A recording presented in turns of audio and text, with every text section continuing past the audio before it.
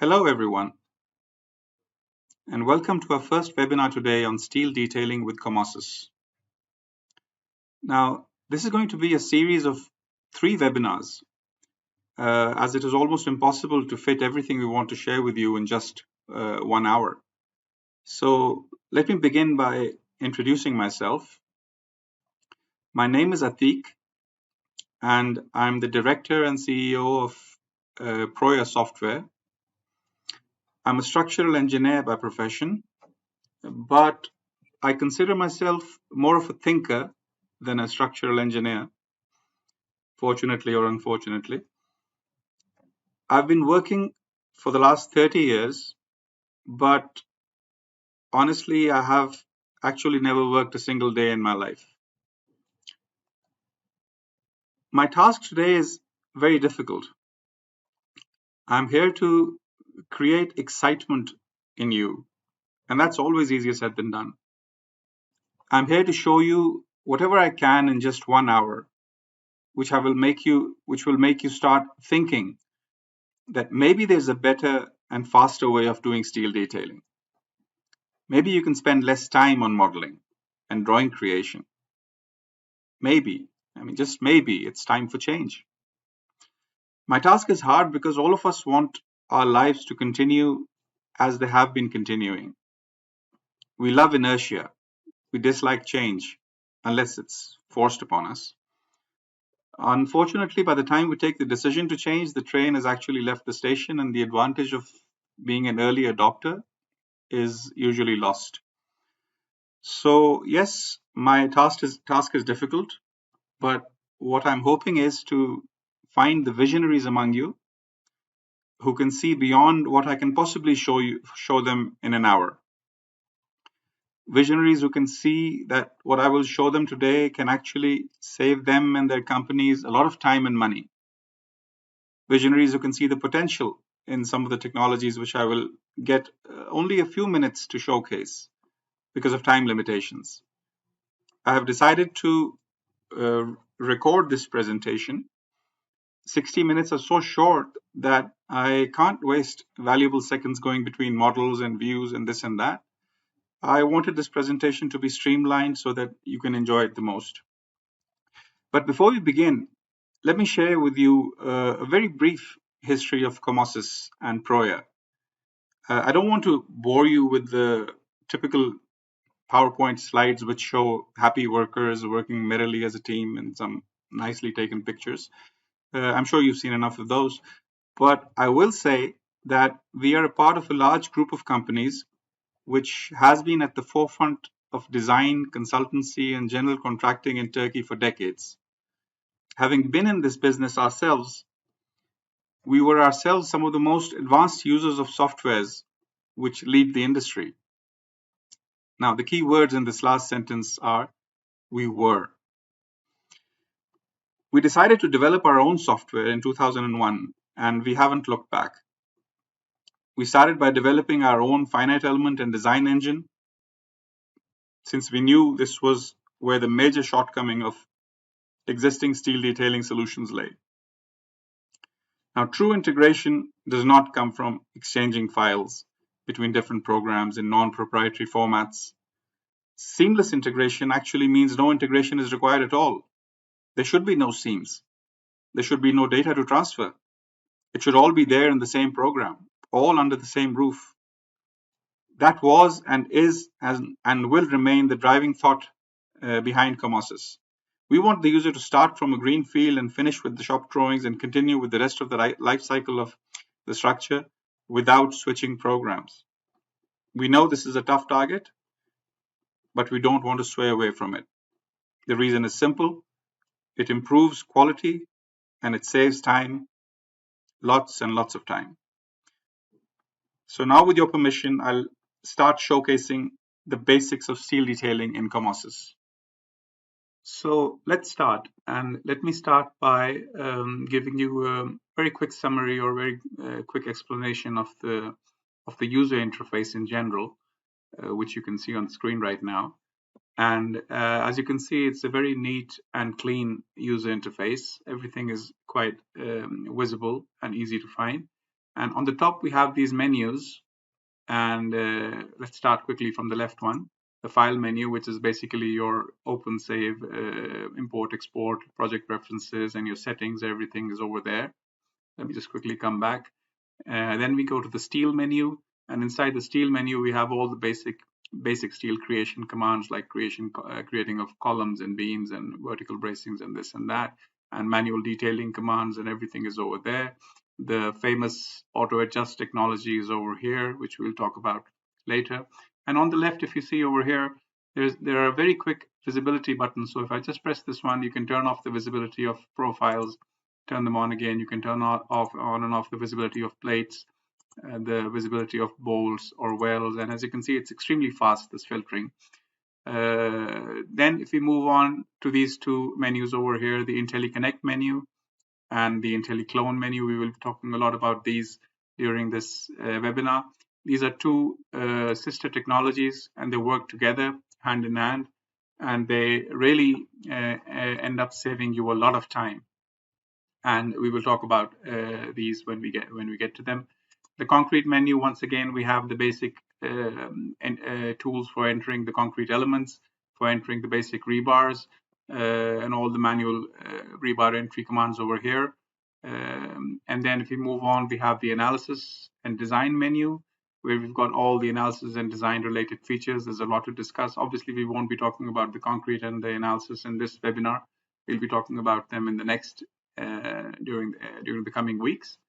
Then we have the edit menu over here, which under which we have all your copy, move, mirror, rotate, your cutting tools, your measurement, and your point creation and line creation, and your dimensions, and your selection filters and editing tools for plates and frames and bolts and all that is collected under this title.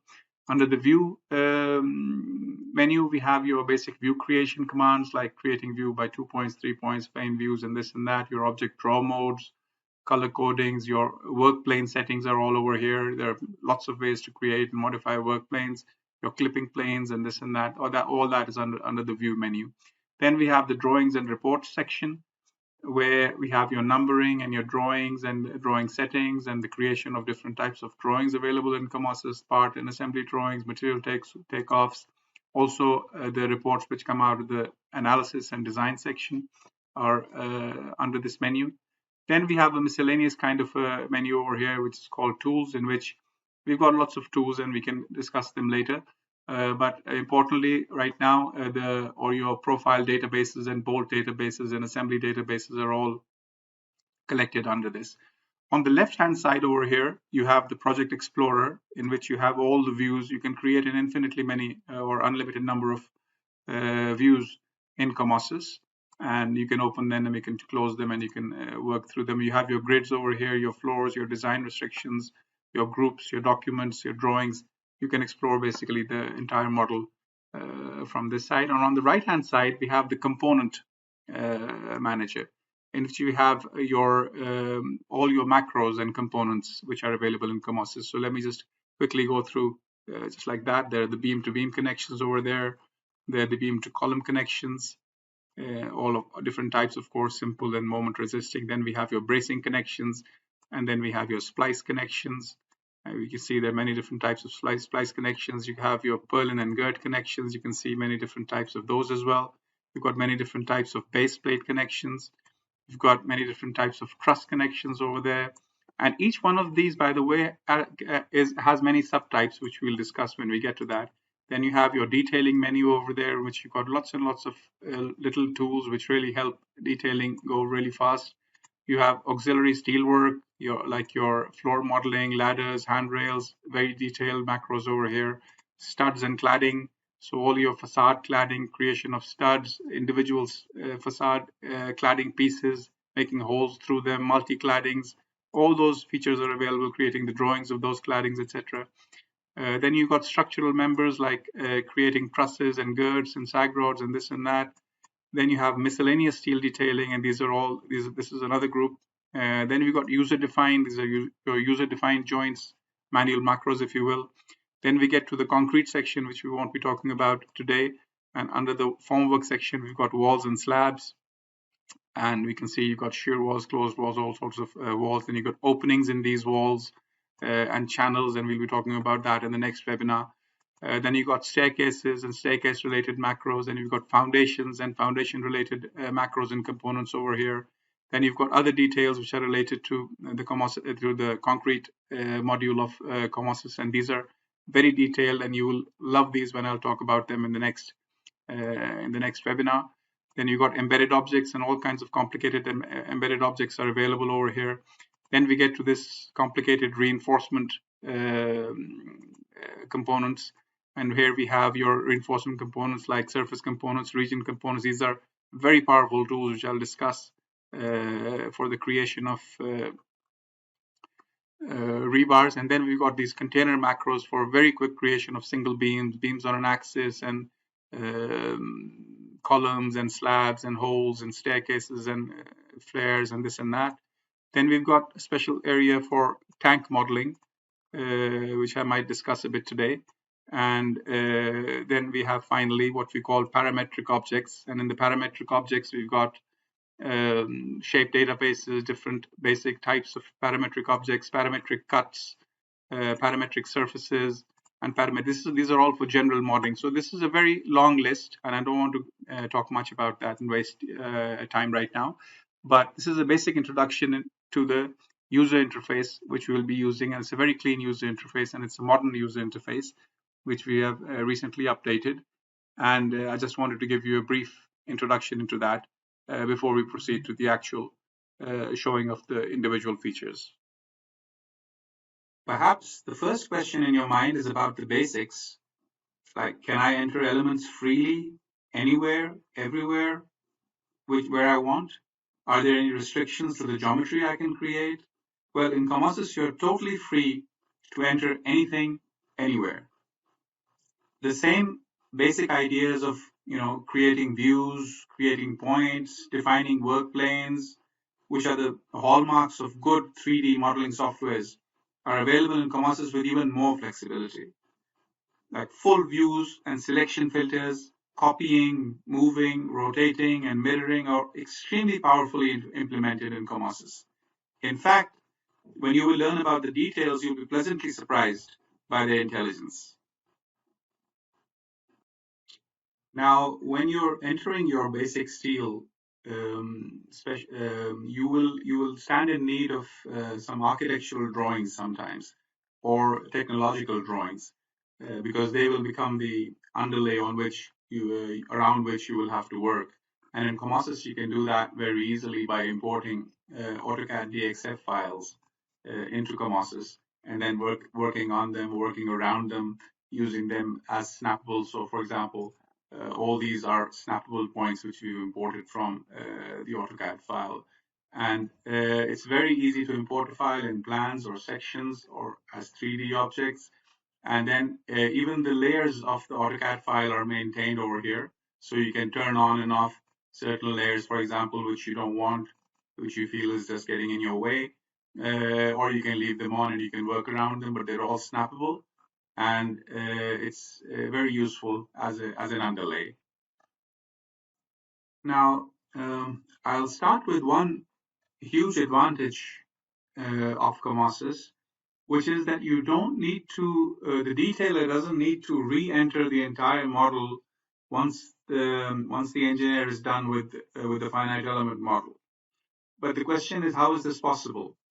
Because there are so many mistakes, or not, I shouldn't say call them mistakes, but there are so many things which are not really taken care of in the analysis model, that usually the detailers find it more convenient to re-enter everything rather than deleting each and every element and entering it again. They find it much easier to just delete the whole thing and re-enter it. Now, there can be many examples of where the finite element model doesn't really work, but I'll just give you the three of the very important ones. The first one, which I want to talk about, is the horizontal bracing. So as you can see, this is how an engineer would hand over a model to a detailer.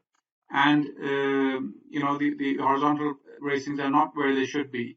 So what you want to do is you want to maybe rotate them downwards, maybe you want to push them down, maybe change their offsets to a certain number, and according to whatever detailing requirements you have.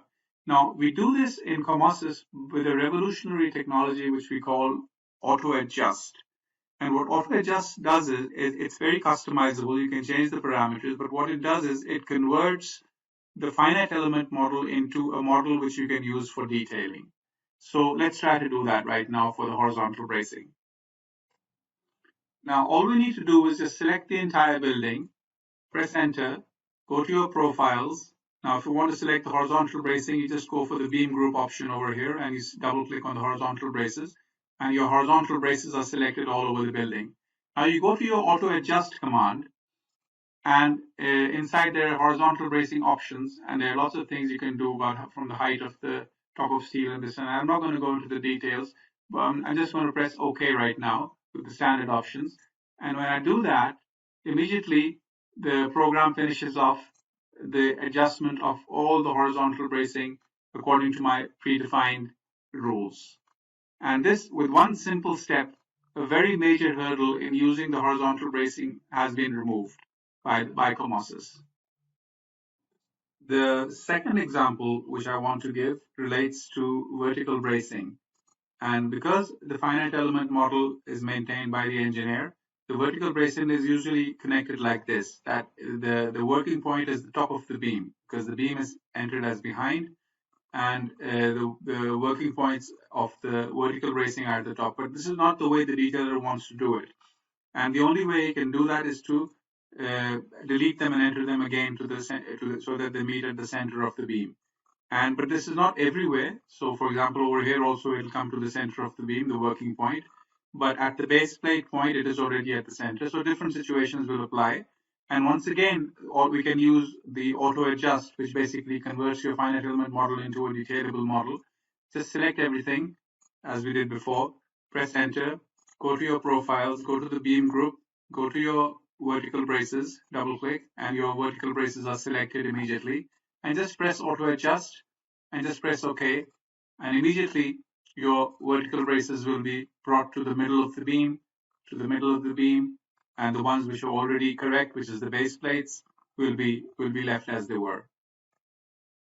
The third example which I want to give relates to trusses, and this is perhaps the most time consuming for the detailer, because in trusses, the members of the web of the truss their center of gravity lines need to meet with the center of gravity lines of the top chord and the bottom chord at one point. But if we zoom in from this analysis to this analysis model, we see that nothing meets at a single point. This is the center of gravity line of the top chord, but this one is meeting it over here, this line is meeting it over here, and this one is meeting it over here. The same problem is at the bottom chord end, nothing is meeting together. And this is such a huge problem that what the detailer typically does is they just deletes all these members and re-enters them from their proper locations, and thereby also destroys the finite element model as well and makes it unusable. So how can auto adjust help us in this situation? All we do is we just select the web members of the truss, press this magical auto adjust button, say OK, and immediately all the elements, the diagonal elements, are adjusted in such a way. First of all, what I want to tell you that the finite element model is not broken. The finite element model is still connected. But if we come back over here and now we go and select the whole thing and draw our gravity lines, we will see that now we have a totally different picture.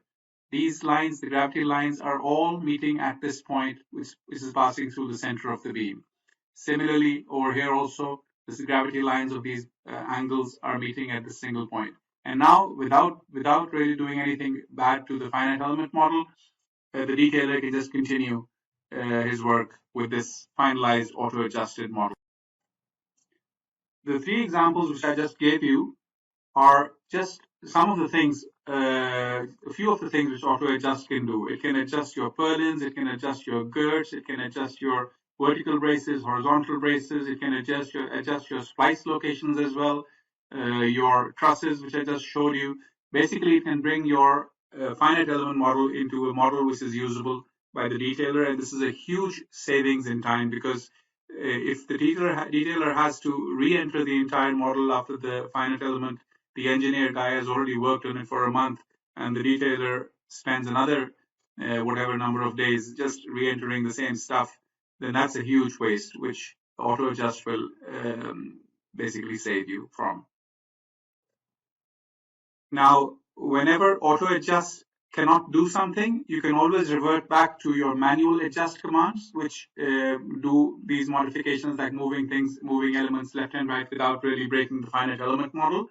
But with Comosys, most of the time, auto adjust will dramatically reduce, will not require you to use the manual adjust commands unless there were some very special situations. Most of the time, you will be using this auto adjust technology, and this will get you through your modification phase in a breeze.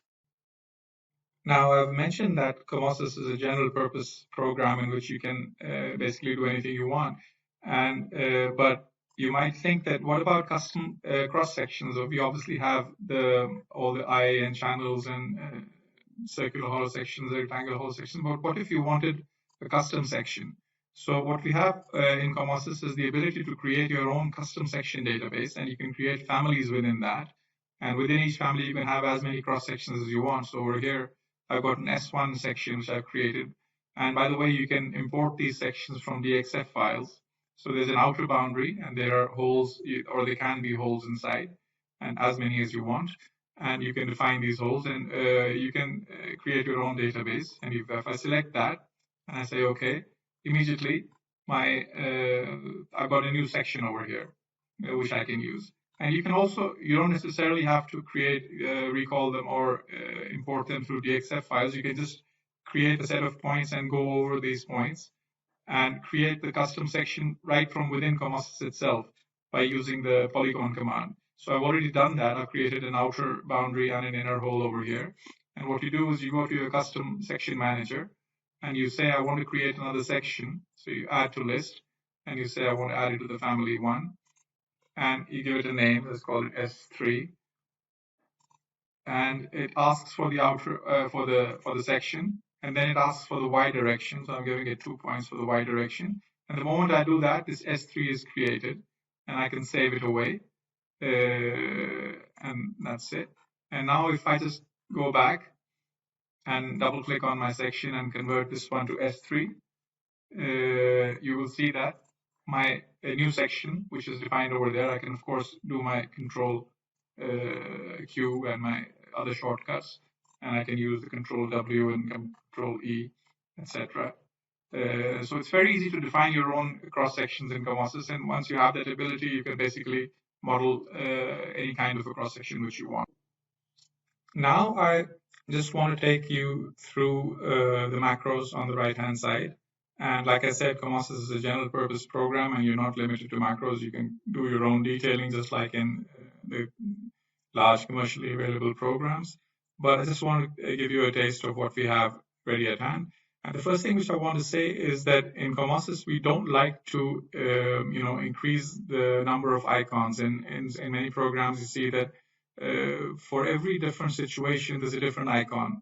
For every different profile type, there's a different icon. So you'll have a gusset connection for an I-beam. You'll have a different gusset connection for a channel. You'll have a different gusset connection for angles, or 4 or 5 or 6 different types of purlin connections and girth connections. And that really creates a plethora of icons, which then the user finds difficult to navigate. And another problem with that is that if you want to change the type of connection, you have to delete the existing one and then reapply it with a different macro. In Comosys, we try to keep the number of icons minimal, but each icon is very versatile. So let me start off with these beam-to-beam connections. But before I do that, let me just mention one thing which is very important, and that is that in most commercially available programs, you will see that there's a lot to fill in these macro dialog boxes. There's a lot of information, and what is this information? It is basically things like your thicknesses, your plate thicknesses, which need to be entered, your bolt sizes which need to be entered, the bolt assemblies need to be chosen, the bolt distances need to be entered, the welds need to be defined, the well sizes and everything. And this is a very time-consuming task. And typically, if you're not very experienced, this can take maybe 5 to 7 to 10 minutes, depending on how experienced you are, and you can still make a mistake. For entering a particular, for creating a particular connection. In Comosys, because it is in the unique position of being directly linked to a finite element package, which we will talk about in the third webinar 2 weeks from now, hopefully. Because it is linked to that, and because it also has something called what we call the project preferences file, which has all sorts of geometric information, like what kind of. So let me just take you through that for a second.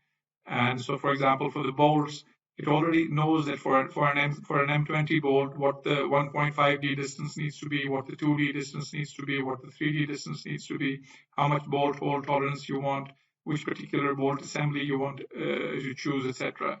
And stuff like your plates and what plate thicknesses are available in the market and all that. So without wasting too much time on that, there's a whole video on this which you can watch later. But what the idea behind Comosys is that you don't need to really enter anything in these dialog boxes. You basically just click and connect.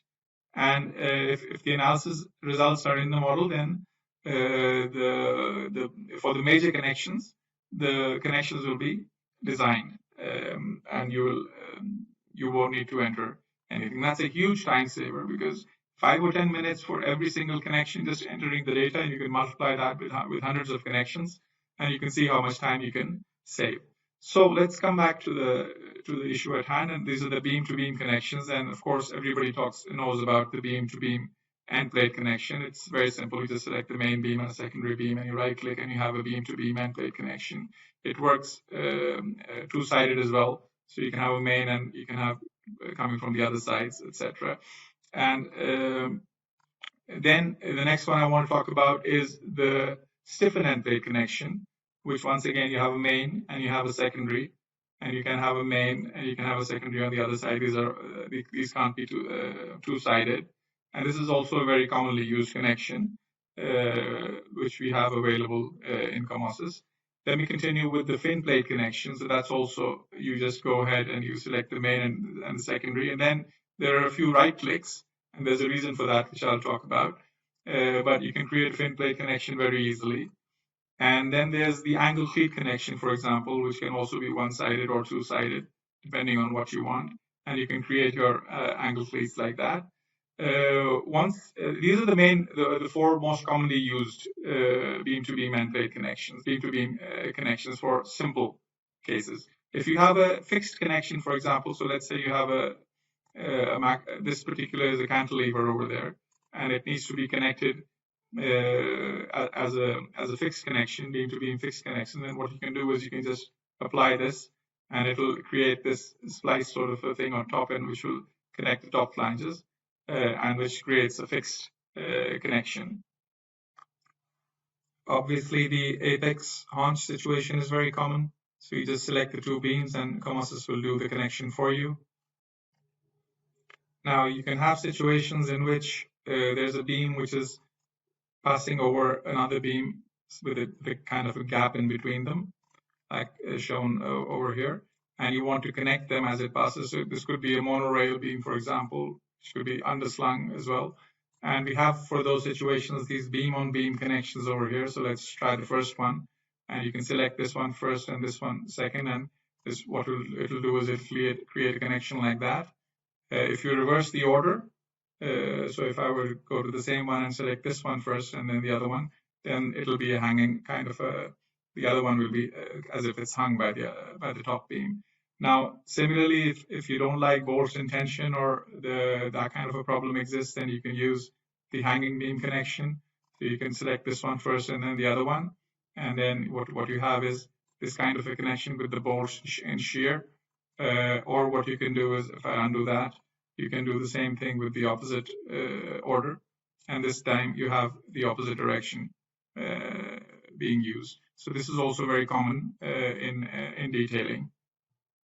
Sometimes we have these completely general situations where some rotated and skewed element is coming in, connecting at an angle or something. So we have a general end plate which basically connects anything to anything.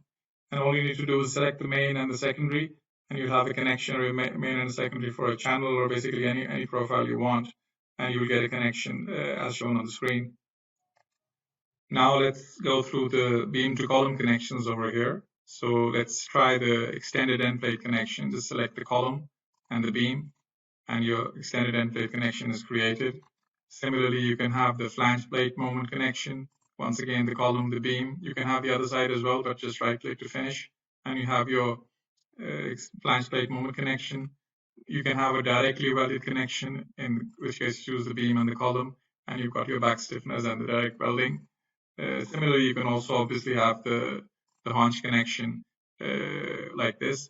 And from the other side, when we usually have simply supported beams coming in from the other side of the column, we can use the beam to column end plate. We can use the stiffened end plate. We can use the fin plate. So let's use the stiffened end plate, for example. We can just select the column, the beam, and the top and the bottom stiffener, which already exists from the other side, and we can create this connection.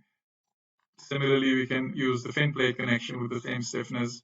We can select the column, the beam, and the top and the bottom stiffener, and right click, and we can get the fin plate connection as we want. These connections will work when the incoming beam is coming at an angle as well. So let's try the stiffened end plate connection, for example, in a similar situation. We select the top and bottom, and we can see that the stiffened end plate connection, despite coming at a very steep angle, has been somehow managed to get connected. Similarly, we can use the fin plate connection as well. We can select the column, the beam, and the top flange, and the top stiffener and the bottom stiffener, and we see that the program basically goes around those complicated geometries and finds a solution for us. We can obviously use the beam to column end plate connections as well. So just select the column or the beam and right click, and you'll have the beam to column end plate connection. From the other side also, you can use the column, the beam, right click, and you'll have your connection. Sometimes you have seating type connections, especially when there are slot holes or axial releases in the beam, and you can do that very easily in Comosys. You can have your bolted gusset connections, which are commonly used for connecting bracing, or you can have your corner bolted gusset connections, which, for example, can be used in situations where there's a limiting element, and you can easily connect them using the corner gusset connection. And sometimes you have bracing elements coming from the other plane, and you can't use the bolted gusset or the corner gusset connection. So in that case, you have the vertical gusset, for example, and you can choose the main member and the bracing, and you can have a vertical gusset instead of a horizontal gusset, which is also very useful. When it comes to creating splice connections, you'll find that Comosys is a joy to work with, whether it is a splice of an I-beam or a channel or an angle or a back-to-back angle or a back-to-back channel or a face-to-face channel or cross 4 angles used as a cross or 4 angles used in this way or cross column, which is a big menace for most detailers, they'll know this, or other types of connections. You just keep using the same connection. For example, I just use the splice connection and I say connect these two as a splice and you get the splice connection. What about the channel? And we get the splice connection again. What about the angles? Once again, we get the splice connection. What about the back-to-back angles? Just use the same connection. What about the back-to-back channels? Once again, we just use the same connection. What about the face-to-face ones? Once again, we just need to select 2 and we get our connection. Similarly, for the cross angles, where we have 4 angles combined together, we can just use the same connection. And similarly, for the 4 angles used in this way, we can use the same connection. For this one, for the cross column, we have a separate connection. And you can just click, and the detailers will know that this is a big hassle in most commercially available programs creating this connection. Similarly, we have these end splice type connections. I don't want to take up too much of your time. We have some special connections for pipes, special splices for pipes, and basically all sorts of things which I can't show right now. For my purlins and girths, for example, once again, like I mentioned, we don't have dozens of icons, but we have very few, but they do dozens of things. So we go to the girth connection, let me select the column, let me select the 2 girths over here, and immediately I have my connection over there, as you can see. But if I go inside the macro, you'll be able to see that I've got all sorts of other connections as well. I can just select the angle type, and my angle type connection is created. The very same macro, I don't need to change it. It can give me a bracket type as well. It can give me a bracket type without cut, which is the first one which I did. It can give me a folded plate or same profile type. For example, I can use the same profile type, and it's gone like that. If I were doing a purlin, for example, I would go to my purlin connection, go to this one and this one, right click, and over here I can, for example, within the same macro, I can choose the folded plate type, and I've got my folded plate type connection, or I can use the angle type, which is like this. And so the very same macros basically give me the option of working with multiple cases. Now, detailers will know that when purlins are placed like this in a circular fashion, then none of the options just showed you, like the angles and the brackets and all that, they won't work because there's no common plane for this purlin and this purlin. They're both coming at on different planes and they're skewed with respect to each other. But we just use the same connection again. Just use the same purlin connection, select the main beam and select this one and this one. And immediately we get this skewed connection in which the left side and the right side which are coming at an angle with respect to each other, are each accommodated on their own. And extremely easily, we can just create this very complicated connection. And if I were to just select this macro and give it a copy, rotate of the same 11 copies around the circle, what will happen is automatically it'll go and find the others.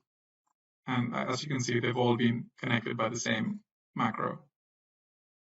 Now, sometimes a girth might need support at an intermediate point as well, not necessarily only at the points where it's meeting the column because of the loads, for example. And then you can use this girth to beam macro, for example.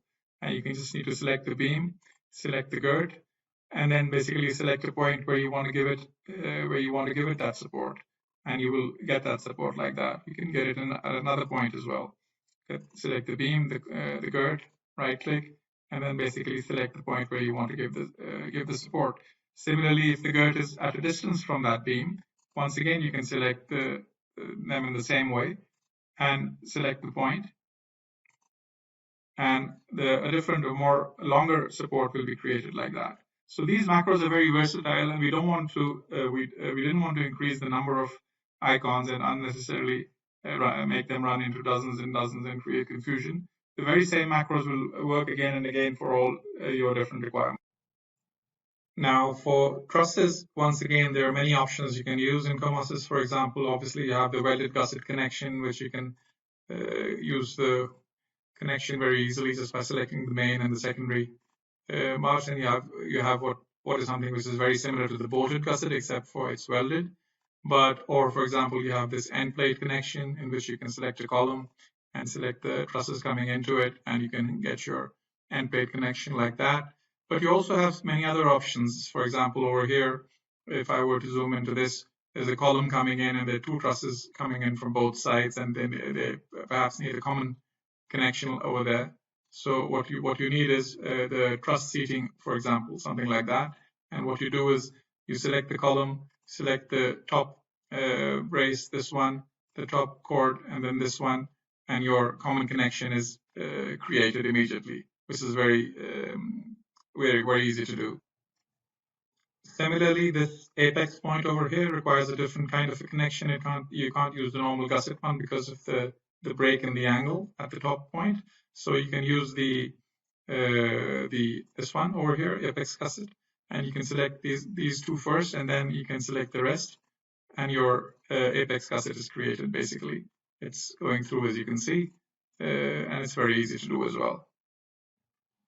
You also might want to do this apex point slightly differently. For example, instead of the normal gusset, you might want an end plate over there. So you can use this one over here, in which you will use this one and select the other side, and your end plated connection at that point is basically created by Comosys in a second. You can use these cladding macros over here very easily to create individual claddings, also to create multiple claddings, to create the holes for the screws in the claddings, create openings in the claddings, and also then use the drawing feature to create your cladding drawings automatically from within Comosys very easily. So that's another feature of the macros, which is extremely powerful and extremely useful. And very quickly, the whole idea behind Comosys is to do stuff more quickly than other programs can do, and that's the bottom line. Creating handrails, for example, is extremely easy. Just click on the icon, select a beam, and right-click, and you can select points, but you don't have to, and the handrail will be created. Similarly, select another one, right-click, and the other handrail will be created. These can be connected, joined together by using this handrail connection macro. Just select any two members of the two handrails, and they will be joined together. There are many options within this. So, for example, if I were to create another one over here and then go inside the macro, if I press M enter, we can have all sorts of other options over here. For example, I can take this to the outside. It comes in this direction. I can give it another variable. I can give it an offset. It goes to the other direction. And we have, so for example, right now, the different kind of connection has been created. We can have, let me bring it back to the other one. Go to the post settings, bring it to the middle. And in the middle option, I can use the pipe option, for example, as well. And with the pipe option, I can create a removable handrail if I want. And a removable handrail is created. So all sorts of different options are available for your end plate settings, for your knee plate settings, for the handrail settings, different end conditions, embedded steel even, because if it's sitting on concrete, you can have your different options, and for the removable ones you can have different options like this and like that. So this single macro is extremely complicated and does a variety of work extremely quickly.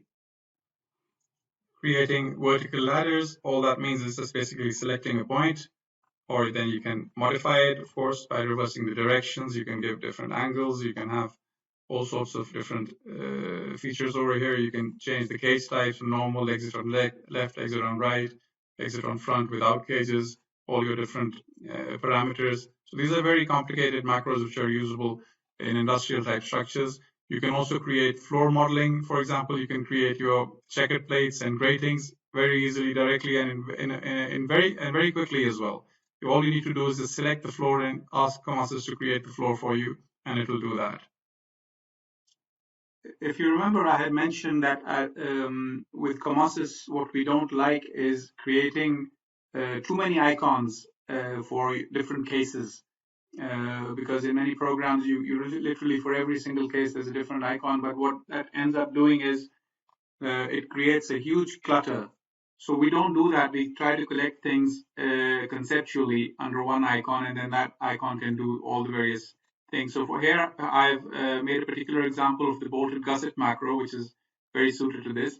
There's a big beam which is going across, and there are many different types of braces coming in and coming into it and framing into it. So let's go for the bolted gusset connection and select the main beam and select the secondary beam, right click, and we can immediately have our classical bolted gusset connection. We can of course have or not have these pink stiffness. But what about if it's a back-to-back angle? That's a different case. So if you select the main beam and the back-to-back angle, right click, immediately the same macro works for the back-to-back angle as well. What if it was a cross angle? Once again, I just select the main beam and the secondary one, and the cross angle is also connected by the same one. What if it was a back-to-back angle, but opened up a lot? So you can't have a gusset plate of a thickness of 200 millimeters between them. So if I select the main beam and I select this one and I right-click, you see that it modifies, it creates a double gusset connection for that single element. And mind you, in Comosys, these are not two different profiles. You can select them as one profile, which is a huge advantage. Now let's see what we do with the back-to-back channel.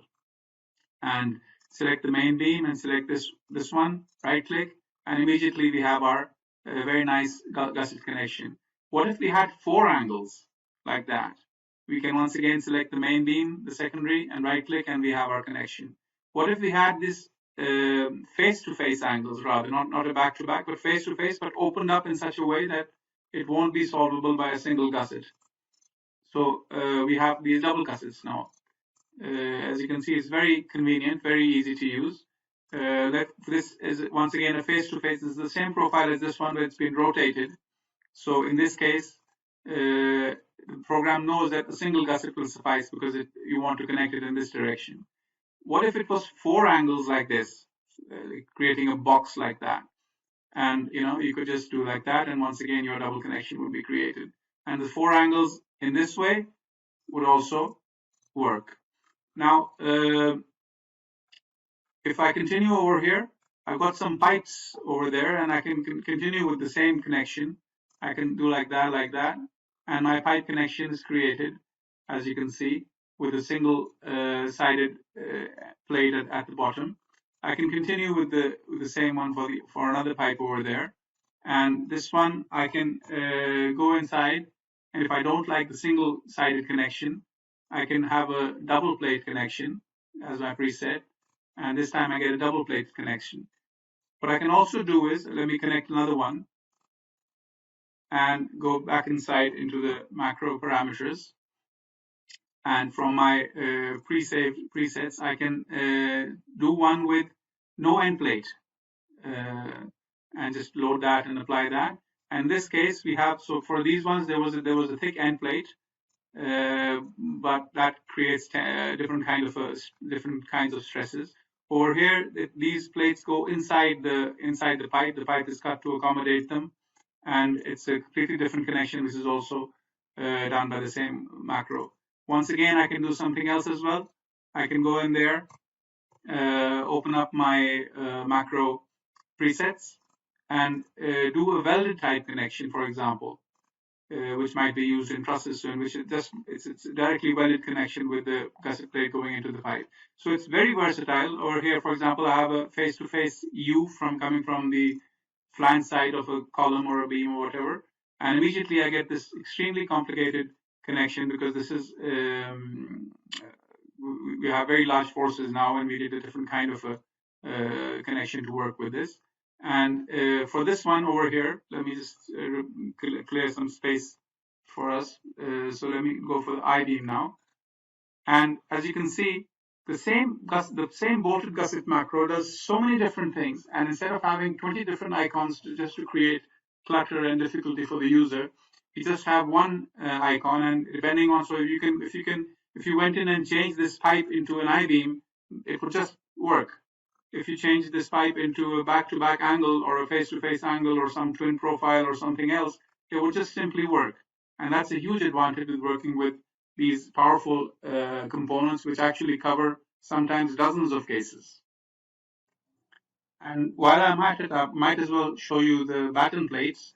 Because these are selectable as one profile, they're not 2 profiles, although for detailing they get converted into 2 or 4 profiles. You can cut them separately and they'll get different part marks and all, but for selection and moving around, they behave as one profile. So if I go to my batten plates, I can just go click and my batten plates are created. I can go to a cross angle and my batten plates are created. You can see that they're very nicely placed. I can click on this, my batten plates are created. I can click on this one, once again it's done. Back to back, the 4 angles, the back face-to-face angles, face-to-face in the other way, the box, all of these are, you can very quickly, because they're single element, and you have obviously all the different ways of modifying the macro. So the point being that these macros are very powerful. Don't look at their number. Each one represents many, many cases, and that's what we need to remember. Now, there are many things which I'm not telling you because of lack of shortage of time, and we just don't have the time to go into the details of all these little things which you need to know.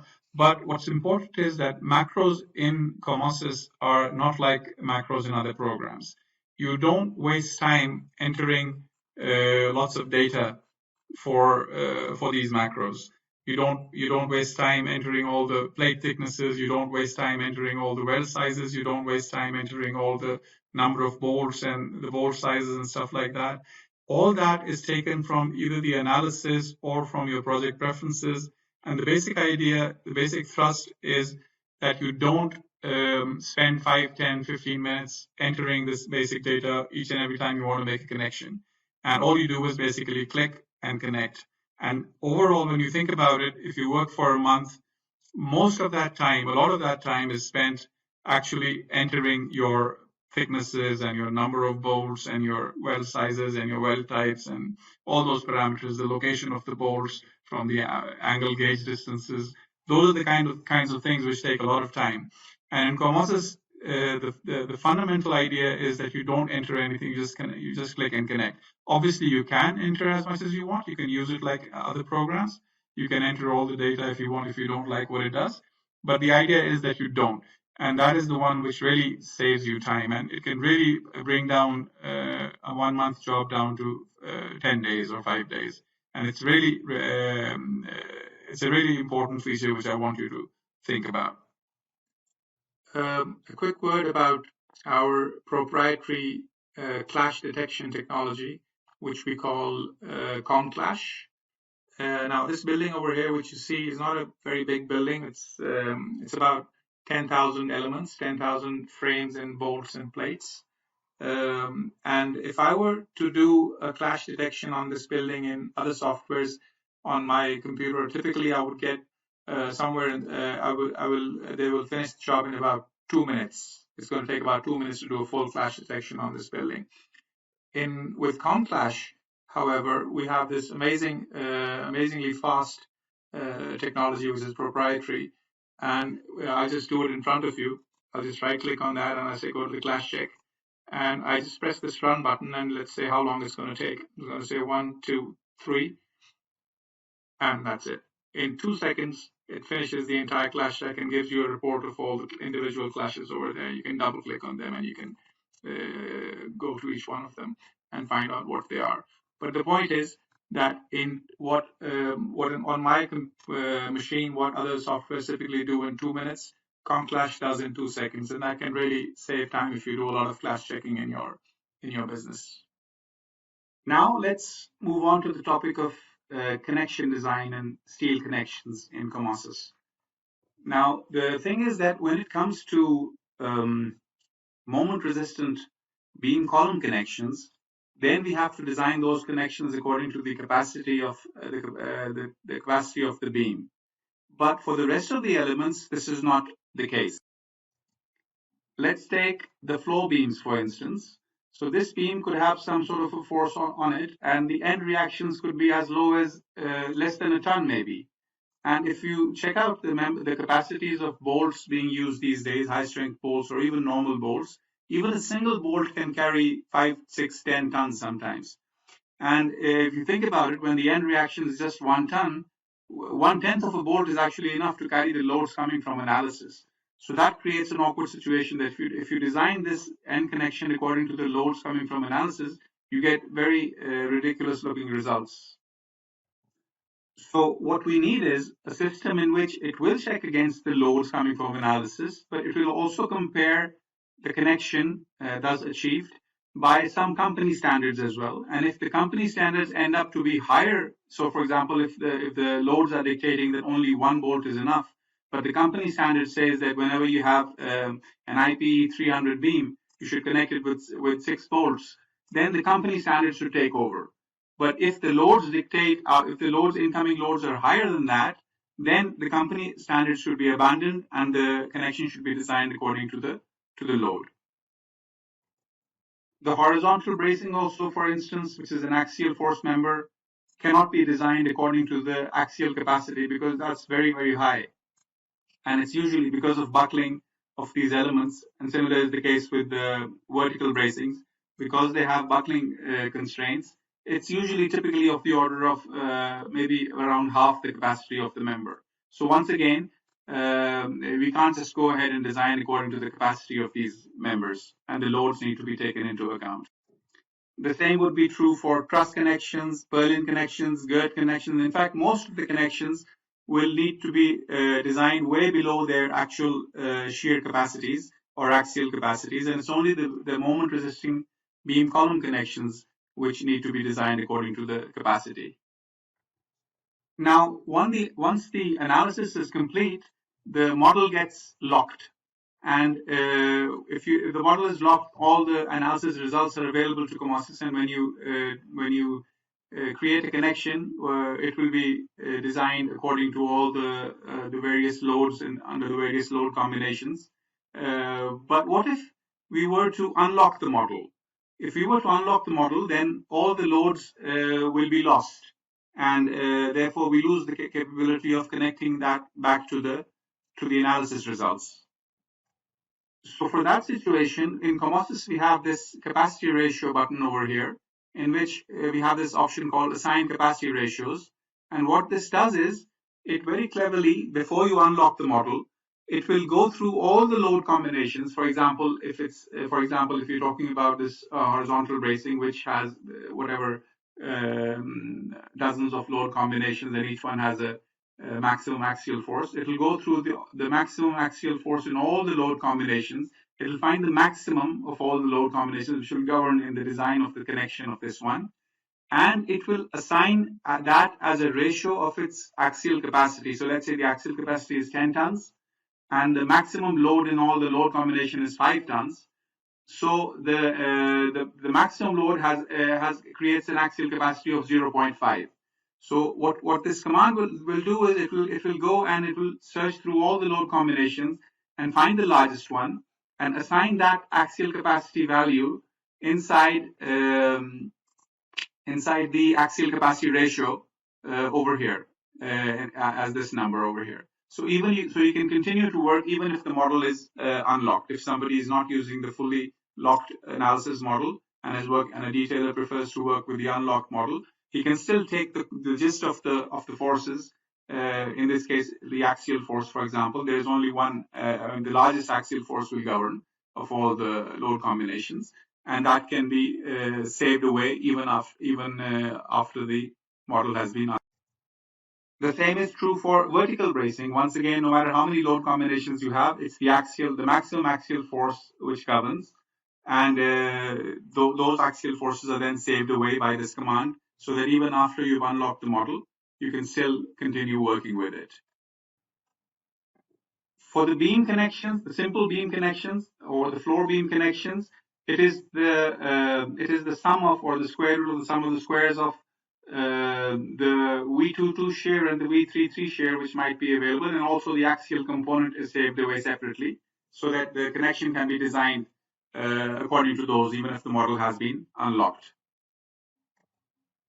And the same is done for trusses and for girts and for purlins. And like I said, for the main connections like the beam to column moment resisting connections, you're going to design according to the capacity anyway, so you don't really need the loads. But there's another problem, and that is that you might have the same beam cross section in different parts of the model, but their end loads might be different. So the cross section would be the same, but the end loads depending on the length. So maybe one beam is 5 meters long, the other one is 6 meters long, and the third one is 2 meters long, and because of the way they've been loaded, they ended up getting the same cross section. So the end loads are different. Now, another thing which you don't want with steel structures is you typically want the same section to get the same connection as well. Otherwise, there'll be just too many different, it won't really look very nice as far as the detail is concerned.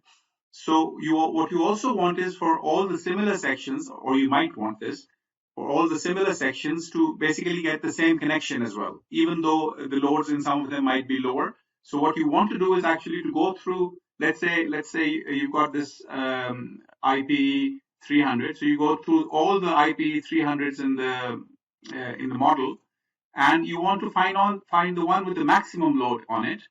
And then you want to assign that same load capacity to all the other IP 300, so they end up getting the same connection. This is another requirement which typically detailers have to face with, just to get a good, decent, nice looking design all over. Now for that, you also have this other command over here called assign maximum capacity ratio, in which you can very easily just select the whole model, and it'll go through the whole entire model, find all the maximums of each particular section, and take that maximum capacity ratio and assign it to the rest. So that once you start detailing, you will get a very homogeneous kind of result in your detailing. Now, as far as actually doing the connection design and getting the connection reports is concerned, we have a very simple system in which we've got three colors, green and red and yellow. And red means that something is wrong and you need to go and check in the report what is wrong and act accordingly. And green means all the code checks are fine and everything is okay. And yellow means that no design was performed. So we do have most of the major, your floor connections, your moment resisting connections, your bracing connections, your truss connections. The major connections are covered. And some of the secondary ones, they don't have connection design capabilities right now.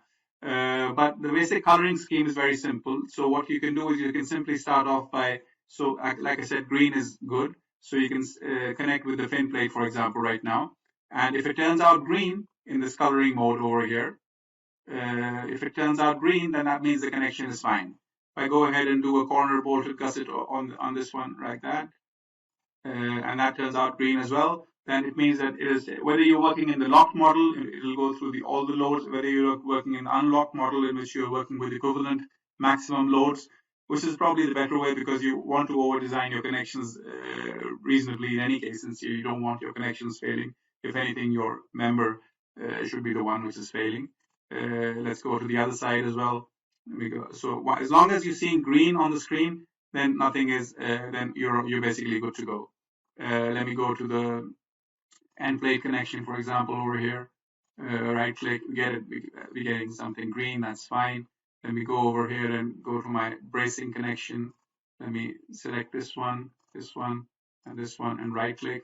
Okay, we get a green brace, that's fine as well.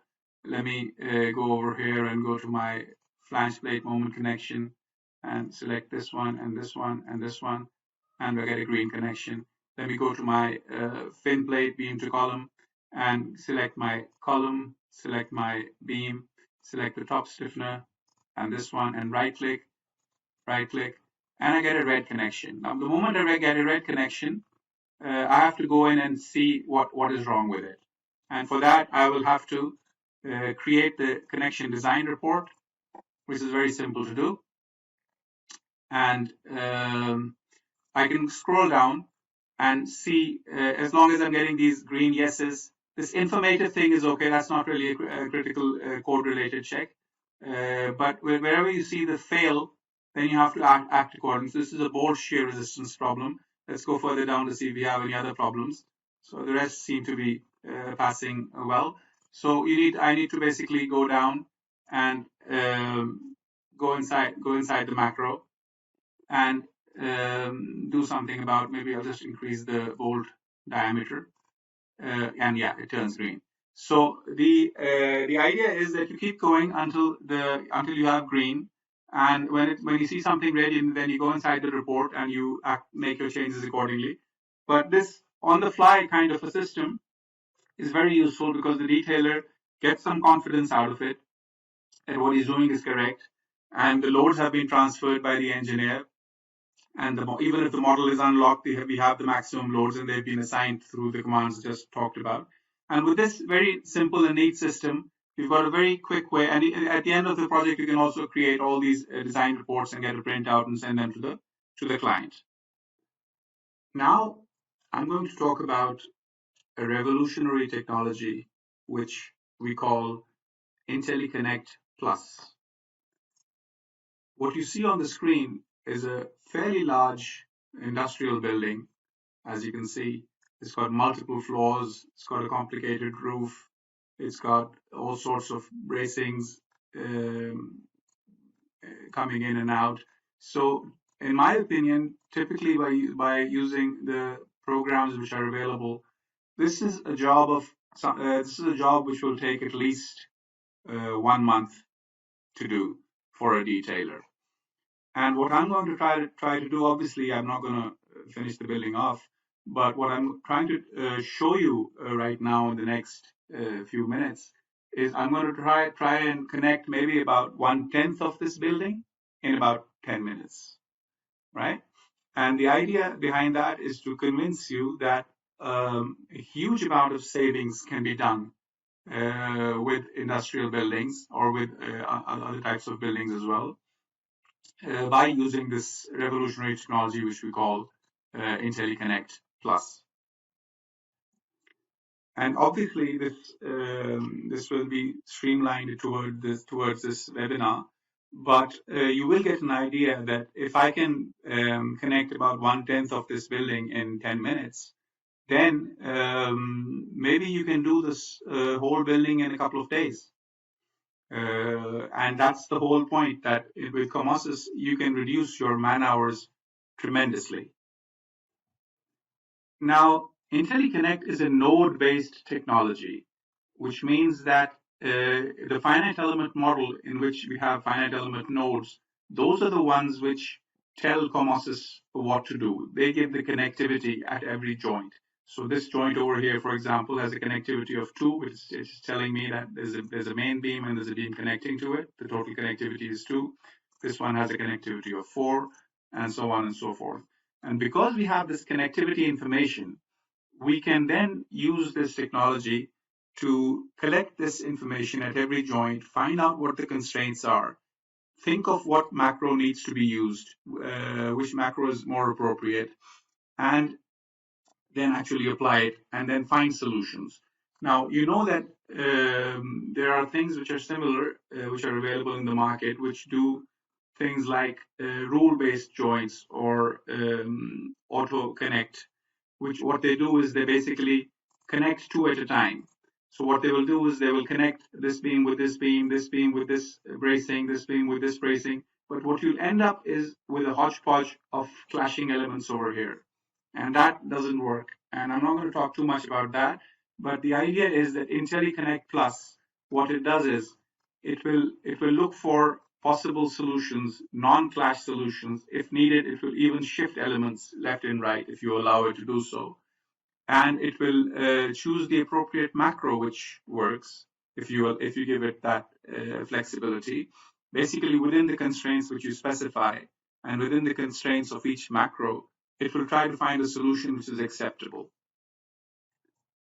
Now, macros are usually unconstrained, but over here you have these constraints in which you can go through all the macros available for IntelliConnect, and for each one, you can there's a primary frame and there's secondary frames depending on the macro, and for each one of them, you can tell the IntelliConnect Plus technology which main frames are allowed, what types are allowed, but more importantly, up to what height should it use this macro. So for example, you can limit the usage of the thin plate macro to a height of say 200 millimeters of the secondary beam.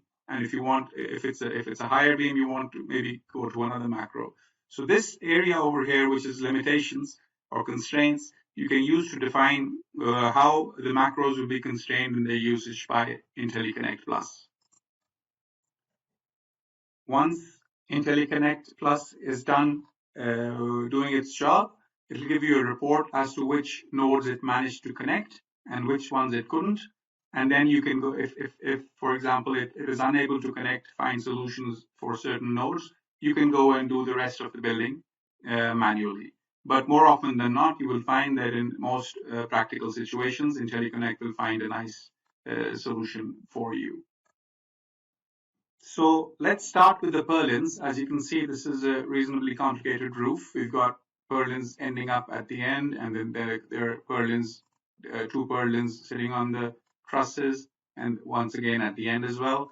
And what I'm going to do is I'm just going to randomly select about half the roof over there, and I'm going to ask the technology of IntelliConnect to actually go ahead and connect it. So all I do is I right-click, and I go to my IntelliConnect menu, and I say create the purlin connections.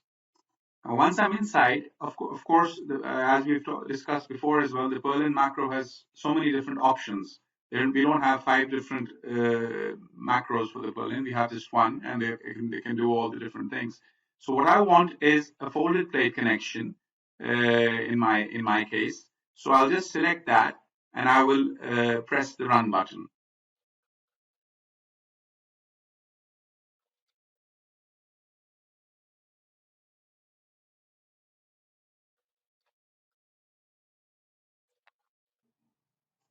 And we're done. As you can see, it was reasonably quick. We've got all our purlins connected with the folded plate connection which we wanted. Let's go to the other side. Yes, they've all been. So basically what it did was it found the nodes, the relevant ones. It removed the nodes which weren't related to purlins, because I had just done a random selection, if you noticed. And it basically connected all the purlins exactly as per my requirements. Now let's move on to the facade and the gird connections.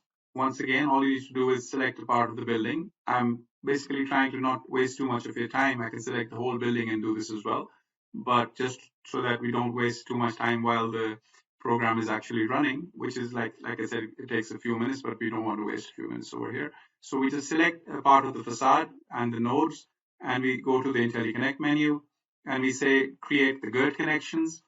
Now we have the options which are in the gird menu, and I particularly like this bracket type without a cut, because it doesn't require cutting the actual girds. And I'm going to say run.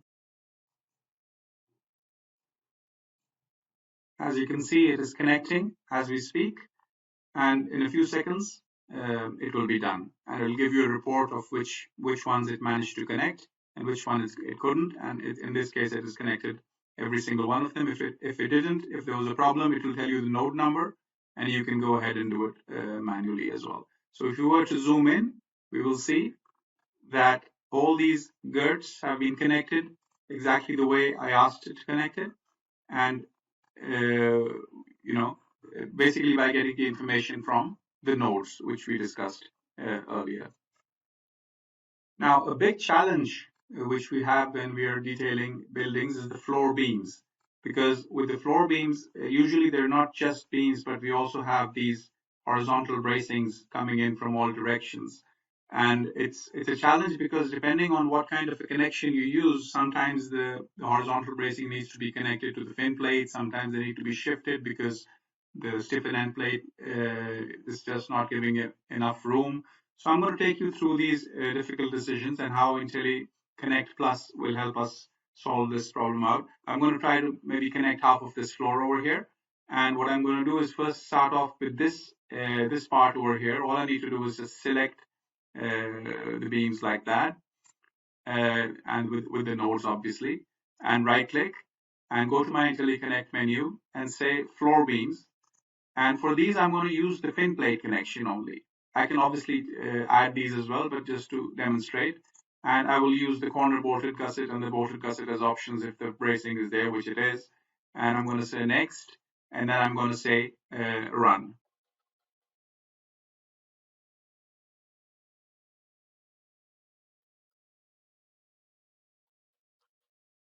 Now it's done, and as you could see very easily, it immediately did that part of the floor which I had chosen by using the fin plate connection, and basically using the different options it had. In some cases, you saw the results being shifted, the horizontal braces being shifted, because that was the only solution it could find. But within a few seconds, it managed to get you a solution for that area. Now, instead of using the fin plate connection, let's use another one, and let's right click for this part of the floor. And instead of using the fin plate, let's use the stiffen end plate connection, because this one has a wide end plate, and it will force the shifting of the horizontal bracing. So let's remove the corner bolted, because that won't be possible. Let's go for the bolted gusset connection and say next, and then we can press run.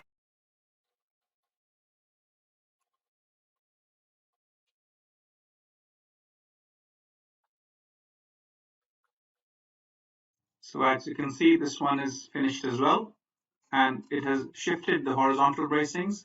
And we have the option, I didn't show that, we have the option of removing this inside stiffener as well.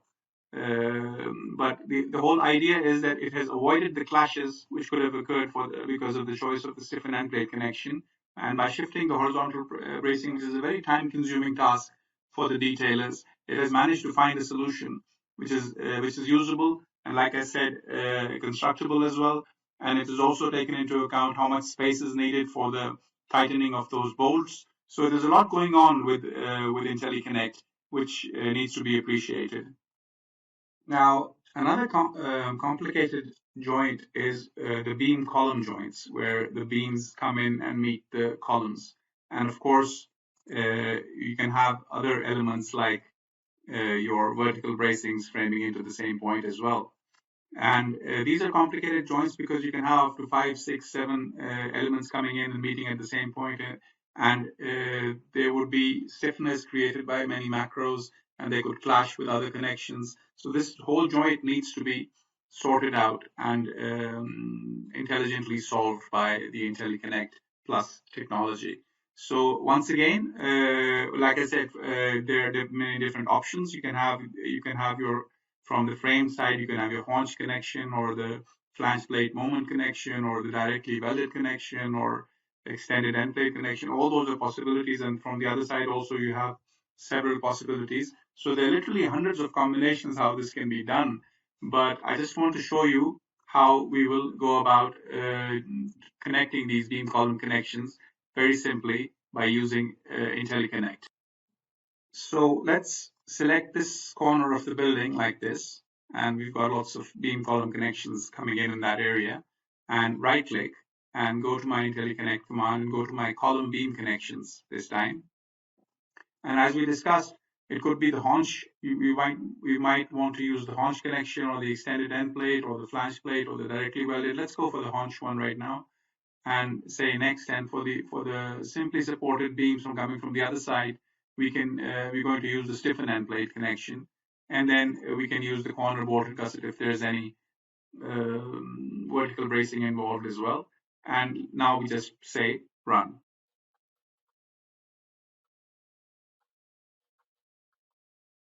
So we are done with that, and now let's zoom in and see what the IntelliConnect technology has done.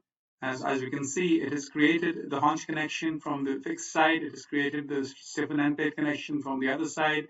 It has used the corner bolted gusset for the top bracing. For the bottom one, it was clashing, so it needed to shift it towards the beam a bit and then connect it with the bolted gusset connection. So a very nice solution has been found.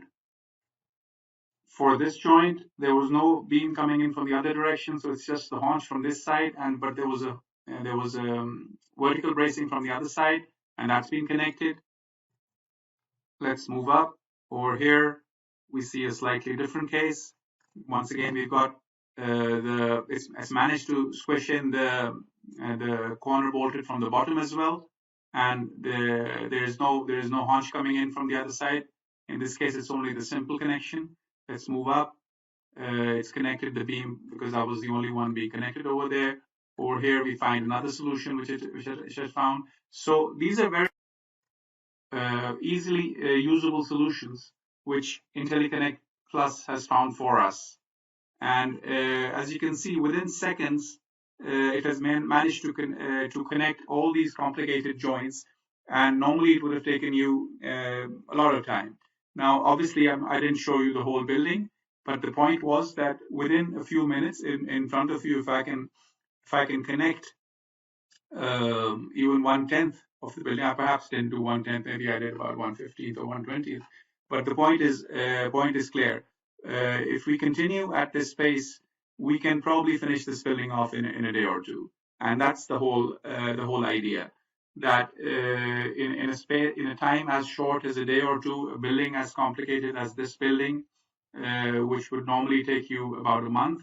So you can well imagine the kind of time saving and cost saving this can give you with this technology, which we call IntelliConnect. Now, that's not the end of IntelliConnect. There's so much more. I can show you the automatic placement of batten plates and sag rods and stringer holes and splice connections and base plates and the roof bracings and other bracings. There is a lot going on, and obviously we don't have time to go through all of them. I can just connect this whole truss in a few seconds for you. But I wanted to just give you a teaser and a taste in this webinar because we've got so much more to cover, and I don't want to waste too much of your time. So we'll now continue with the next topic. Now, let's talk about IntelliClone. Wherever IntelliConnect, which you just saw, which is an amazing technology, but wherever IntelliConnect will fail, IntelliClone will succeed. if you recall, IntelliConnect offers you some standard templates from which you can choose. And while they're very commonly used and very popular templates, but the fact remains that you could come across a project where you don't want to use these macros. You want to do something special, or your client wants you to do something different. In those cases, you will have to do the manual detailing yourself. And it is in those areas where IntelliConnect will not work. But this is where IntelliClone steps in. Now, here is a totally unconnected building. Let's just select everything and press enter. And we see that it has 501 joints. That means there are 501 locations where you need to go and connect and find solutions to actually connect this and finalize this building. But IntelliClone will tell us that the reality is actually a bit different. So let's go and press this Browse Joints button. And when we do that, we see this amazing feature in which the entire building has now been categorized for us. And what we saw is 501 joints. What it's telling us that in reality, there are only 74 different joints. While there were 501 in total, but there were 74 different types. And of these, only 0 have been connected, none have been connected, 0 have been partially connected, and all 74 remain unmodeled. So if I were to ask for, these are the categorizations it has come up with. And this is very similar to the IntelliConnect categorization as well. So for example, if I were to right click on the floor beams over here, I can see that it says there are 19 different floor beam joints. What are they? I can just press these arrows and see. So there are these ones. They're all similar. There's this group, which needs to be joined, needs to be connected. There's this group, which is another type. This is basically a single beam coming in to connect to another beam. Let's press the next key again. Here's another type, which it has found. It is categorized. It has looked across the model, and it has found these different joint sets for you. And they're all similar. So for example, whatever this joint looks like, all these look the same. So what it's telling you is that you don't need to go and connect all of them. It has actually found them for you. All you need to do is connect just one source. Do exactly what you want, whether you want to do manual detailing, whether you want to use certain macros, do whatever you want, which you can do in Comosys. And what IntelliClone will do, it'll just do the same things everywhere else. And that's an amazing feature. First of all, it'll bring your total time from 501 joints to 74 joints. And even for those 74, you will have to do just one instance of each, and the rest will be propagated. Let's keep on moving forward. These are all the different cases which you couldn't have found easily with the naked eye. And even if you did, you couldn't categorize them so beautifully. For example, let's remove this and go to the beam column joints.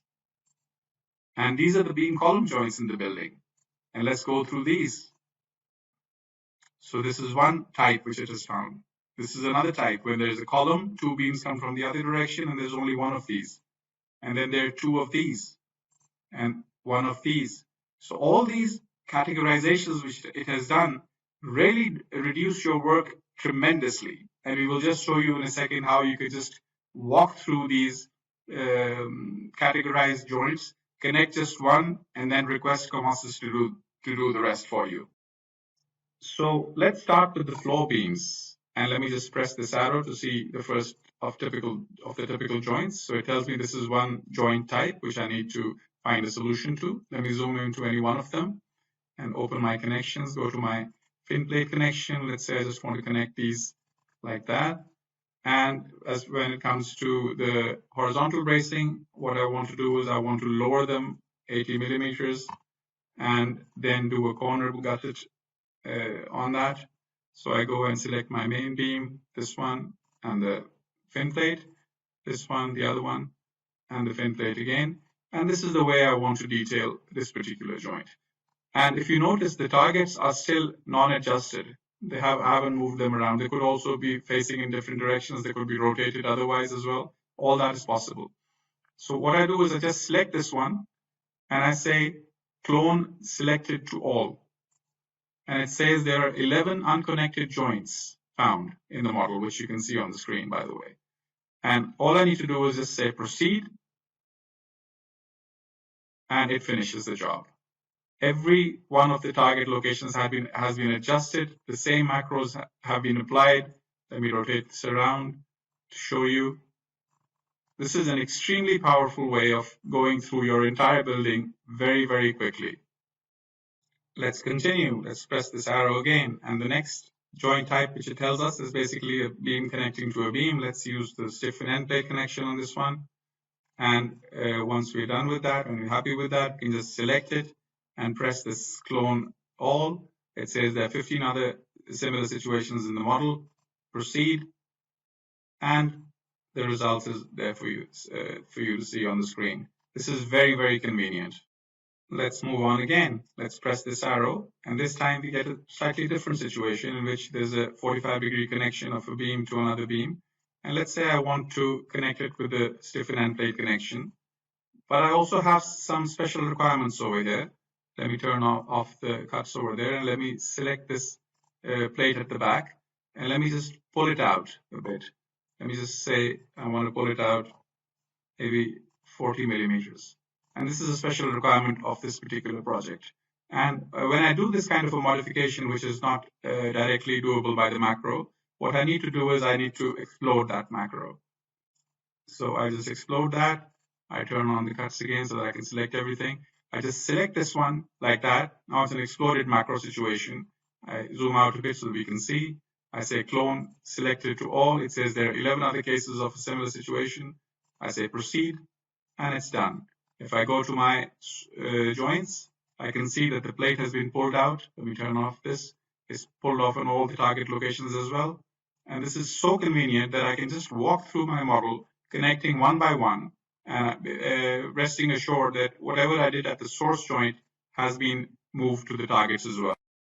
Now let's do a base plate connection example. So let me zoom in over there to a base plate on that. I want to remove this particular stiffener. So what I'll do is I'll just say M enter, and I'll open my dialog and I'll remove the P2 stiffness. Now this P2 stiffener is gone. I can now use my corner bolted gusset for connecting the brace, but I need to pull it out as well. So for that, I'll open the dialog box and I'll say, I give it a slightly larger number over here so that I can pull it out. And now it's still flashing with the pink plate. So what I'll do is I'll go to my steel command over there, and my edit command over there, and I'll say edit plates. I'll say plate versus plate adjustment, and I'll say select the main plate which needs to be cut, which is this gusset, and the cutting plate is the pink one, and right click, and I immediately get this chamfered connection over there. So this is the way I want to do it now. And for that, now I need to, what I need to do is I need to explode this one as well. Macro explode, because I did some modification on that. And after I'm satisfied with what I've done, all I need to do is just go and select everything over there, zoom out a bit, press my clone selected to all button. It says there are 3 other places in the joint in the model, which you can see on the screen. I say proceed, and I get my results immediately on the screen in the same way as I did it on the source location. This kind of a feature will really reduce your work it can do it by orders of magnitude. Like we decided when we saw there were 501 joints, but there are only 74 different types. And it just walks you through each one of them. What could have taken days can take hours. So wherever, and this the beauty of all this is that you're not stuck with the template in which you are with IntelliConnect. Over here, you can do manual detailing the way you want to do it and just propagate it around in extremely intelligent manner. Now, Comosys, as you've seen, is extremely powerful in its ability to deal with arbitrarily complex shapes and structures. And but despite that, there's a trend in the industry which we also like to follow, and that is the ability to work together with programs like Grasshopper, which have the ability to mathematically model arbitrarily complex geometries, whether it comes to lines or surfaces or anything which is, especially this is used more commonly in things like special facades or roofs with very special curvatures. So we have developed an interface between the two. And on the left-hand side, you see Grasshopper. On the right-hand side, you see Comosys. And these things need to be done by people who are a bit familiar with programming techniques and how to use Grasshopper. But once you get used to that, they're not really as intimidating as they might seem on the screen right now. So this is what I've created over here is a very simple model of a portal frame, in which you can enter the distance between the portal frames, the number of bays of the portal frame, the height of the column, the number of purlins, the number of girts, and the X-span, the apex level, those kinds of variables.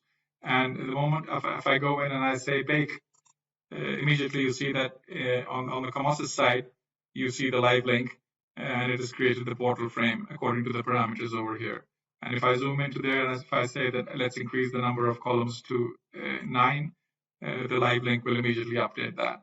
If I reduce it to 6 back again, it will bring it back down. If I were to say the height of the column, if I want to change that number to something else, I can modify it from here, and the height of the column will vary accordingly. So these are little very useful features which you can use. Obviously, you will probably not be using it for a portal frame. You will be using it for more complicated geometries. And so I've created a slightly more complicated one. Let me open another one, which is a space truss, for example. And this is an even simpler model. Let me just delete everything on the right-hand side. And what I've done is I've created a saddle kind of a space truss, in which the 2 points are going up and the other 2 points are going down. And it's basically based on 4-point entry, and it creates a surface, and then it feeds it into Comosys. So let me just go in there and do the bake. And when I do that, immediately the saddle geometry, which you can see on the screen, in which a truss is created, a complicated space truss is created, which is twisted. Two of the opposite adjacent ends are at the same level, and the other two are at a lower level. And then you can continue after you've gotten your basic geometry in. You can continue to do the detailing in Comosys. So this is very useful, and this is something I wanted to mention in the webinar. Now, many times the consultancy companies don't really want to get involved in the production of shop drawings. And what they do is they will create what we call connection drawings, or sample connection drawings, or typical connection drawings, and they will pass on that information along with the model, if possible, to the detailer or the manufacturer, so that then they can do the full modeling of the structure and basically go ahead and create the shop drawings. But the creation of these typical connection drawings itself is a major task, and it consumes a lot of man hours, and they have to do it, and it's something which needs to be done. In Comosys, what they can do is they can very quickly produce those typical connection drawings by not modeling the entire structure, which can be time consuming, but actually just doing a few, whatever basic typical connections they want to convey to the manufacturer. They can, let's say there are 20, 25 typical connections which they want to do. They can connect model at those points and create what we call these little boxes. So I'll just do that in front of you. So all you do is you just select an area around a joint, for example. Let's say this is a connection drawing you want to create. And you press this detailing item manager button, and it opens up this little box. You can give this connection any name you want. So I've already got some connections in there. I'm going to call it C8 because I've come to C7. So you give it a name, and you say add, and then you basically select the other. When you press the select objects, you can select this beam, this one, and this one, and right click, for example, and this little box will be created. And this box will basically tell Comosys to how to detail this connection in the drawing. So what I've already done is, very quickly to show you on another floor over here, I've created 7 of these boxes. So I've got one over here, I've got one over here. I've got another one over here, which is the column and the beam and the horizontal brace. And then I've got some over here. Basically, I've got 7 of those. And what you do is when you create your general arrangement drawing, so let me go to my general arrangement drawings and go to my drawing module and open up the general arrangement for that particular floor, which we just saw. So this is the floor that we were just seeing. If you see, those boxes have converted into these little circles over here, right? There's no name at the moment given to them. And that will be a result of a numbering process. Another one over here, another round one over here, and another one over here, and all those, the 7 which I talked about. And all you need to do is go to your tools menu, and over here you have the same connection detail item, connection detail drawings manager. You open it, you select any particular preset. There you can have many presets, and depending on what your annotation styles are, you can apply that preset.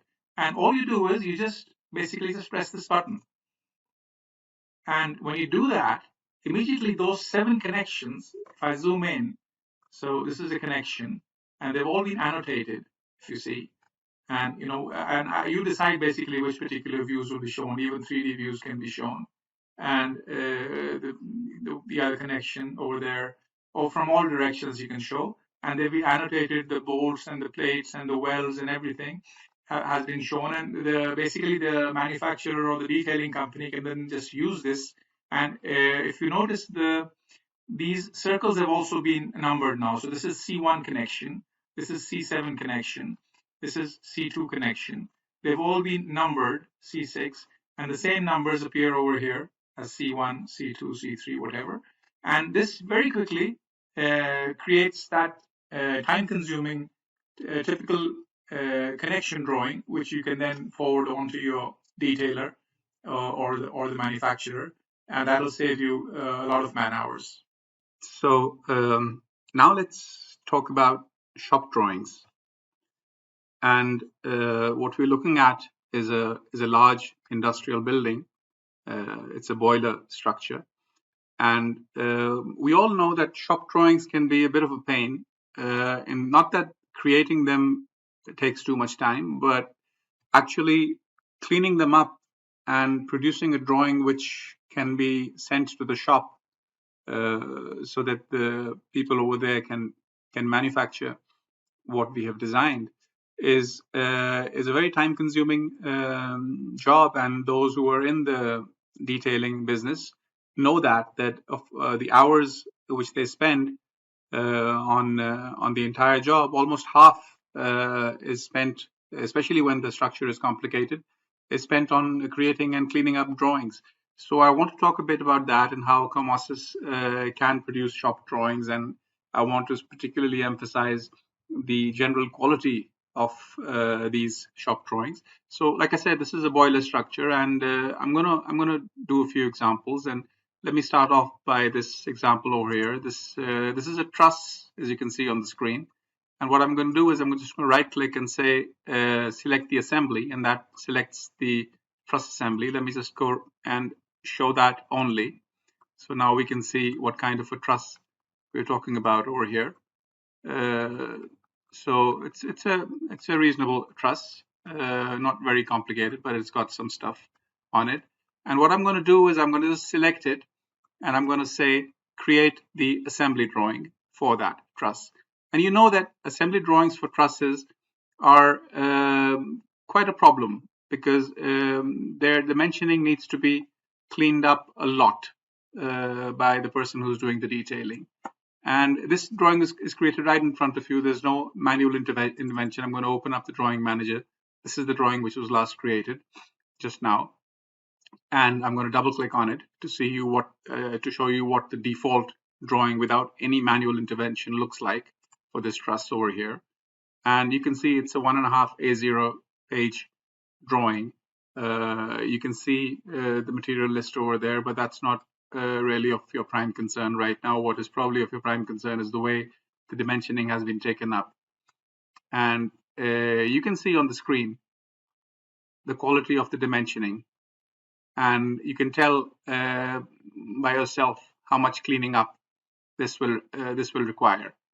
And I hope you're also of the same opinion that more or less this is acceptable as it is.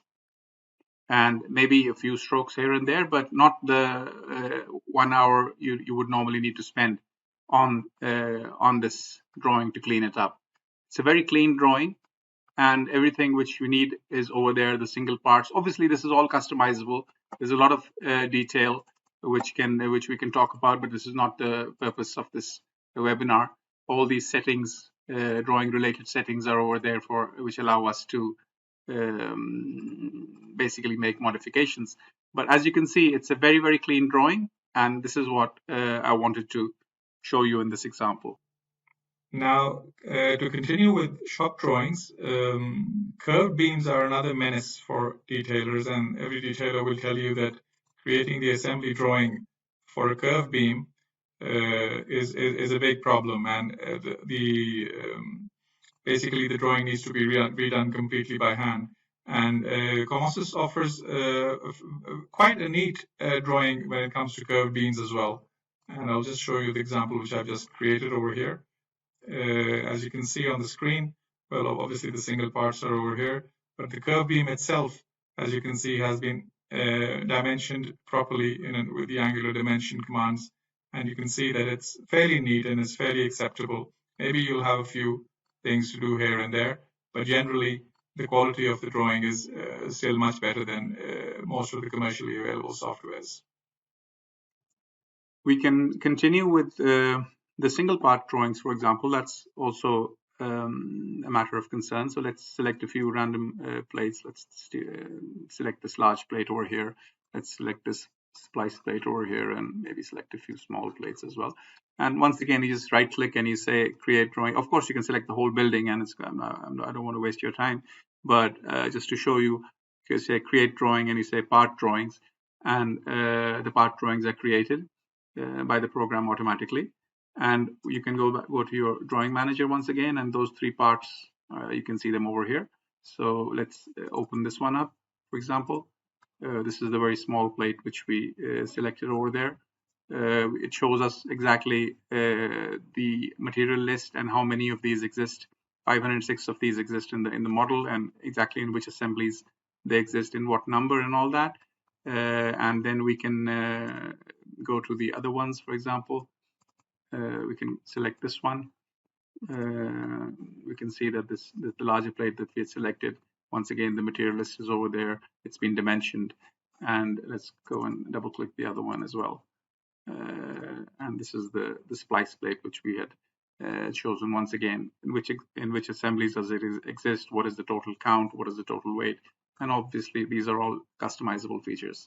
So this is a brief summary of the part drawings, and as you can see, all of them are very neat and clean, and they can be used directly. Comosys also has very nice features for the creation and modeling of tanks. And you can model your shell plates, you can model your base plates, you can model the roof plates, you can model your roof nozzles, you can model your side nozzles, as many as you want. And not only does it help you to model the tank very quickly, but then, as always, the drawing feature for tanks is also very nice, in the sense that these drawings of the shell plates and the roof plates and the base plates are pretty complicated drawings, and those who've done them would know.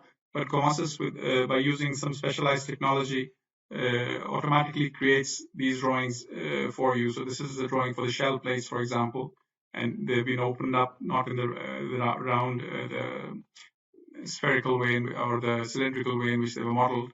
The material list is there for the shell plates. You can see all the details over here. You can go on between for the base plates, for example. Here we have the drawing for the base plates, and each and every part has been marked. And once again, we have the list of the base plates over here, material list, and each individual part has been drawn and shown. And then we can move on to, for example, this we had seen, to the base plates, to the shell plates, and for the roof plates also we have the same option, that the roof plates can also be drawn, and the material list can be extracted automatically, and the individual single parts can be shown on the drawings. So these are very nice features, and those who deal with the creation and modeling and shop drawings of tanks will like it a lot. I had mentioned that you can use Comosys to produce your cladding drawings, and it's very easy. So I'll just give you a brief overview. All you need to do is basically create this polygon around your facade just by selecting points. And that's very easy, as you all know. Just go around the facade. And once you're done with that, you'll just use the cladding, the multi-cladding macro, and it will automatically create the cladding pieces, which you'll obviously select them from your catalog. And it will create these overlapping cladding pieces, and they will be cut so that they're fitted inside that facade. Each individual piece will be cut, and then you can create further openings for doors and windows if you want. And this whole process will literally take you a few minutes, not even that. And once you're done with that, you just create the automatic drawing, and Comosys will immediately create the cladding details for the facade. It'll be numbered. Every single piece will be numbered.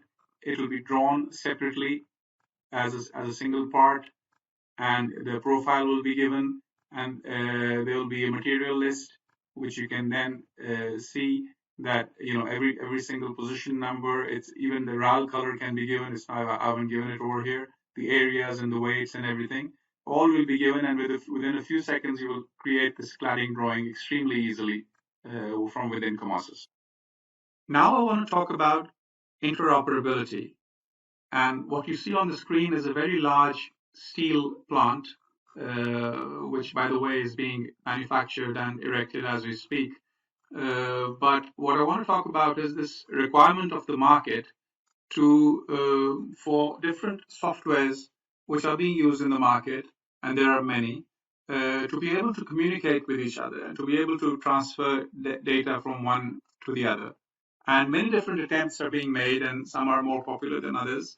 And for example, IFC is a very commonly used format for transferring data from one program to another. And Comosys also has IFC capabilities. But what I want to show you right now is another capability in which it is more than just an IFC transfer, but it will. I will show how this entire building can be transferred directly into a Tekla model. And for that, we have there's a tool which can be used to transfer the entire model to Tekla structures, which is once again one of the popular and very commonly used softwares in the market. And what Comosys has is a file format. If you go to the import section, you have a file format called CDFX. This CDFX is the native file format for Comosys, and this can be used for import and export to other softwares, etc. And of course, tools need to be written for each particular software we want to convert to. But I'm not going to take you, I'm not going to do the actual export in front of you, because this building of this size, which I have chosen on purpose, will take maybe 15-20 minutes to transfer completely, because I'm not going to transfer just the profiles. What I'm going to do is I'm going to transfer the bolts, the cuts, the profiles, the plates, the welds, each and everything which has been modeled in this model. I'm going to transfer it to Tekla structures. And for that, the procedure is to simply go to your export menu and export the CDFX file. And once you do that, a file by the extension of CDFX will be created. And then there's a tool available, which is an import-export tool, which can be used for Tekla import-export. And what you simply, while Tekla is running, you simply use that tool to import the CDFX file into Tekla. And the reverse operation is also possible. You can export any model from Tekla in all its details into Comosys. So you just take a look at this building right now, just to make you remember what it looks like. It's a huge hall. I've specifically chosen a large building to show you the exactness of the transfer. And just keep this picture in mind. And here I have the transferred model into Tekla. And the entire building has been transferred over here. It took about 15-20 minutes, but the idea is that it has been, so if I go back to the Comosys model and I zoom in there to show you some details, so let's zoom into this corner over here. You can see all these bolts and these vertical stiffeners and these fin plate connections and this haunch over here. And let me go back to the other model over there and zoom into the same area. And you can see exactly the same haunch, the same stiffeners, the same pin plate connection, the same splices, the same girts, each and everything, all the bolts, all the bolt assemblies. In fact, even you can see all the welds have been transferred. If you were to go to these trusses over here, I can easily see that every single part which was modeled in Comosys is now transferred over into the Thekla model. So this is very useful for people who want to transfer their models from Comosys into Thekla, or want to transfer Thekla models back into Comosys to continue their detailing for whatever reason. Now with that, I will let you all go. I'm really sorry for taking much longer than I had promised. But even now, I feel I haven't shown you half the stuff I wanted to. I hope you've liked what you saw today, and I hope I've succeeded in sowing the seed of curiosity in your minds. Now, all programs do everything in this day and age, and it's just how long it takes to do those things which makes the difference. And time is money, and profits are important to keep the business alive. And Comosys will save you a lot of time and money. I know that from my own personal experience. Please feel free to visit our website, where you will also find links to our resellers, and you can contact our teams for any clarifications which you might need. We will have 2 more webinars in the coming weeks. The next one is about concrete and rebar modeling. I really hope to see all of you and even some of your friends there as well. So please feel free to invite anyone. Take care and stay safe. Goodbye.